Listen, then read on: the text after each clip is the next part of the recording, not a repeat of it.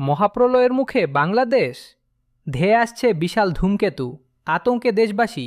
নিজস্ব প্রতিবেদক, ঢাকা। 1 ফেব্রুয়ারি 2026। মহাকাশ থেকে ধেয়ে আসা এক মহাজাগতিক দুর্যোগের আশঙ্কায় চরম উৎকণ্ঠায় দিন কাটাচ্ছে বাংলাদেশ।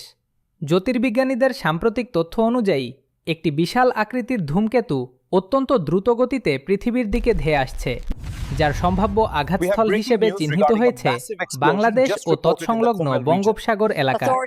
এই খবর ছড়িয়ে পড়ার পর থেকেই দেশ জুড়ে এক অভূতপূর্ব আতঙ্ক ও অস্থিরতা বিরাজ করছে। নাসার সতর্কবার্তা ও কক্ষপথ বিশ্লেষণ। মার্কিন মহাকাশ গবেষণা সংস্থা নাসার নিয়ার আর্থ অবজেক্ট স্টাডিজ সেন্টার প্রথম এই ধূমকেতুটি শনাক্ত করে। বিজ্ঞানীদের মতে এই ধূমকেতুটির ব্যাস প্রায় 5 থেকে 7 কিলোমিটার। যদি এটি সরাসরি বাংলাদেশের ভূখণ্ডে আঘাত হানে, তবে তার প্রভাব হবে পারমাণবিক বোমার চেয়েও 1000 গুণ বেশি শক্তিশালী। বাংলাদেশ মহাকাশ গবেষণা ও দূর অনুধাবন কেন্দ্র SPARRSও জানিয়েছে, ধূমকেতুটি বর্তমানে প্রতি সেকেন্ডে প্রায় 30 কিলোমিটার বেগে অগ্রসর হচ্ছে। তাদের গাণিতিক মডেল অনুযায়ী আগামী কয়েক সপ্তাহের মধ্যে এটি পৃথিবীর বায়ুমণ্ডলে প্রবেশ করতে পারে। সম্ভাব্য ধ্বংসযজ্ঞের চিত্র বিশেষজ্ঞদের মতে, এই আকারের ধূমকেতু আঘাত হানলে কেবল বাংলাদেশ নয়, দক্ষিণ এশিয়ার একটি বড় অংশ মানচিত্র থেকে মুছে যেতে পারে।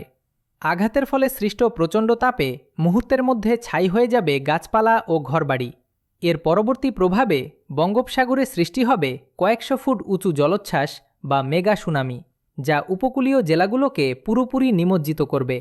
এছাড়া ধূলিকণা ও ধোঁয়ায় আকাশ ঢাকা পড়ে যাওয়ায় দীর্ঘমেয়াদী ইম্প্যাক্ট উইন্টার বা সূর্যের আলোহীন এক অন্ধকার যুগের সূচনা হতে পারে। আতঙ্কে জনজীবন ও সরকারি প্রস্তুতি। খবরটি গণমাধ্যমে আসার পর থেকেই রাজধানী ঢাকা থেকে শুরু করে প্রত্যন্ত গ্রাম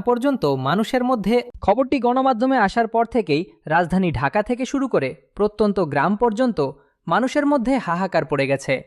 বাজারগুলোতে নিত্যপণ্যের সংকট দেখা দিয়েছে। মানুষ শহর ছেড়ে নিরাপদ আশ্রয়ের সন্ধানে ছুটছে।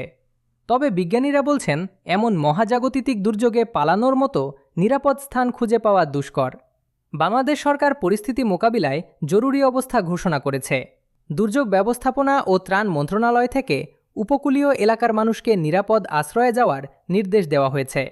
প্রধানমন্ত্রী এক জরুরি ভাষণে দেশবাসীকে ধৈর্য ধরার আহ্বান জানিয়ে বলেছেন, আমরা আন্তর্জাতিক মহাকাশ সংস্থাগুলোর সাথে নিরন্তর যোগাযোগ রাখছি। এই বিপদ মোকাবিলায় বিশ্বের শীর্ষ দেশগুলো মহাকাশেই ধূমকেতুটির গতিপথ পরিবর্তনের চেষ্টা চালাচ্ছে। বৈশ্বিক প্রচেষ্টা ও শেষ ভরসা। বর্তমানে জাতিসংঘ ও আন্তর্জাতিক বিজ্ঞানীদের একটি দল কাইনেটিক ইম্প্যাক্টর প্রযুক্তির মাধ্যমে ধূমকেতুটির গতিপথ সামান্য সরিয়ে দেওয়ার চেষ্টা করছে। যদি এই মিশন সফল হয়, তবে ধূমকেতুটি পৃথিবীকে পাশ কাটিয়ে চলে যেতে পারে। তবে সময় যত ঘনিয়ে আসছে, অনিশ্চয়তা ততই বাড়ছে। আপাতত আকাশের দিকে তাকিয়ে থাকা আর প্রার্থনা করা ছাড়া সাধারণ মানুষের হাতে আর কোনো বিকল্প নেই।